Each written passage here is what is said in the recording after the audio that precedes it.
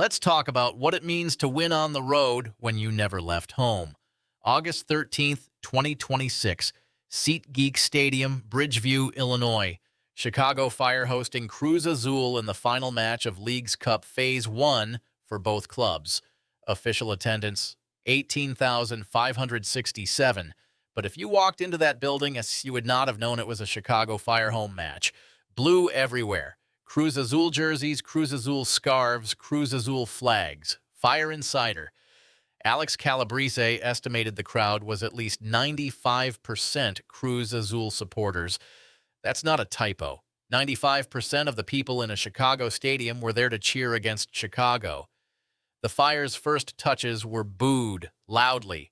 The PA system issued a warning about a chant early in the match, the kind of warning you usually hear when visiting fans get out of line. Except this time, the visiting fans were the entire building. This wasn't just a strong away presence. This was a full stadium takeover. Chicago Fire were playing a road game in their own house. And here's the thing, this isn't some isolated incident. The same week, we saw the same pattern. August 12th, Chivas played Seattle at Lumen Field. Red and white Chivas jerseys packed the stands. August 13th, Club America played Austin FC at Q2 Stadium. Yellow America kits outnumbered the home support. Leagues Cup has turned MLS stadiums into Liga MX home venues. The geographic border is in one place. The cultural and demographic reality is somewhere else entirely. So Chicago Fire walked into a hostile environment in Bridgeview, in their own building. 18,000 people, and the overwhelming majority wanted them to lose. First half, scoreless, both teams feeling each other out. Cruz Azul controlling possession in stretches, but the Fire staying organized. The crowd loud, but no breakthrough. Second half, 67th minute, Puso Dithajane puts the Fire up 1-0. SeatGeek Stadium goes quiet. 18,000 people, and suddenly you could hear individual conversations. The blue sections stunned, the scattered pockets of red erupting, but Cruz Azul didn't fold. 81st minute, Nicolas Ibanez equalizes 1-1. The building explodes. The script is back on track.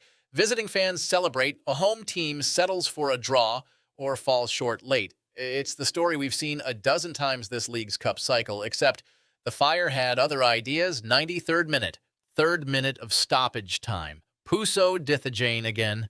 2-1, Chicago. SeatGeek Stadium goes silent for the second time, but this time it stays silent. No comeback left, no time left. The final whistle blows, and 18,000 Cruz Azul fans have just watched their team lose in the final seconds. Mexican outlets framed it the way they always frame these moments. Another Cruz Azuleada. That's the term for a signature Cruz Azul collapse, the kind of late heartbreak that's become part of the club's identity. It's not just a loss, it's a specific type of loss, the kind that hurts more because it felt inevitable even as it was happening. But here's where the story gets interesting, because the narrative around these Leagues Cup crowd takeovers has been frustration. MLS clubs and fans have spent the last few weeks grappling with what it means to play home matches where the home crowd is a minority. There's been anger, there's been defensiveness, there's been a lot of uncomfortable conversations about demographics and marketing and who these stadiums are actually built for. And then Gregg Berhalter, Chicago Fire head coach, former U.S. men's national team head coach, guy who has been in every kind of stadium atmosphere you can imagine, walks out of this match and says this, quote, "I don't think it's hostile. I think it's amazing. To me, that's what ideally we would be playing in front of every week." Read that again. Ideally, we would be playing in front of this every week. Not, we'll take the 3 points and move on. Not, it's unfortunate, but we battled through. Berhalter looked at 18,000 people who wanted his team to lose and said, this is what we should be chasing. And he's not wrong, because what Berhalter understands, what a lot of the conversation around these takeovers has missed, is that intensity matters more than loyalty. 18,000 people who care deeply about the result, even if they're cheering against you, create an atmosphere that makes players better. It raises the stakes, it sharpens focus, it turns a mid-August group stage match into something that feels like it matters. Compare that to a half-empty stadium with polite applause. Compare that to announced attendances padded with no-shows and corporate giveaways. Compare that to the reality most MLS clubs face on a random Wednesday night.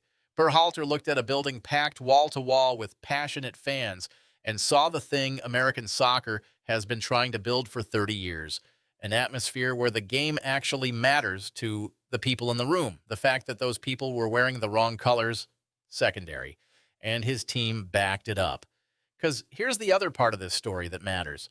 Chicago Fire finished League's Cup Phase 1 with a perfect 3-0 record. 3 matches, 3 wins. They were the only MLS side to go undefeated in the group stage. Not just the only team to win all 3, the only team to win all 3 outright. No shootouts, no squeaking through on goal differential. They did it with 2 of those 3 matches featuring heavy Liga MX fan presence. They did it while playing in front of crowds that actively wanted them to fail, and they didn't just survive it. They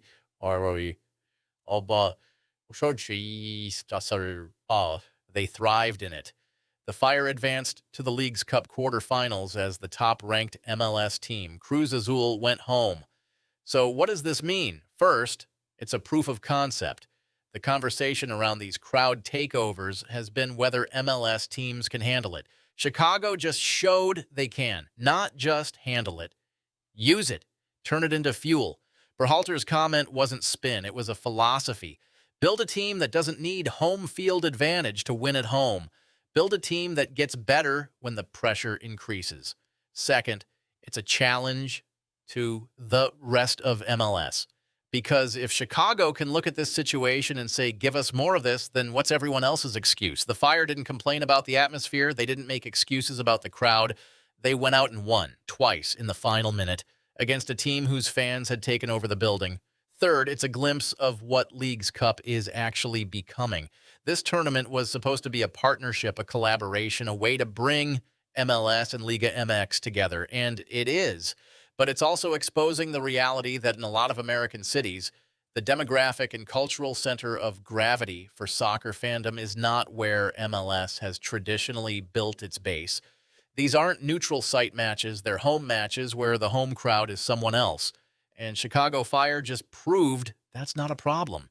It's an opportunity because Puso Dithajane's stoppage time winner didn't just win a match, it won an argument. The argument that MLS teams can compete in these environments, the argument that atmosphere matters more than allegiance, the argument that if you build a team that can win when 18,000 people want you to lose, you've built a team that can win anywhere. Gregg Berhalter walked into SeatGeek Stadium on August 13th and saw exactly what he wanted, a building full of people who cared. His team walked out 3-0, top of the MLS pile and heading to the quarterfinals. Cruz Azul walked out with another Cruz Azuliada. Chicago Fire walked out with a blueprint. The question now is whether the rest of MLS is paying attention.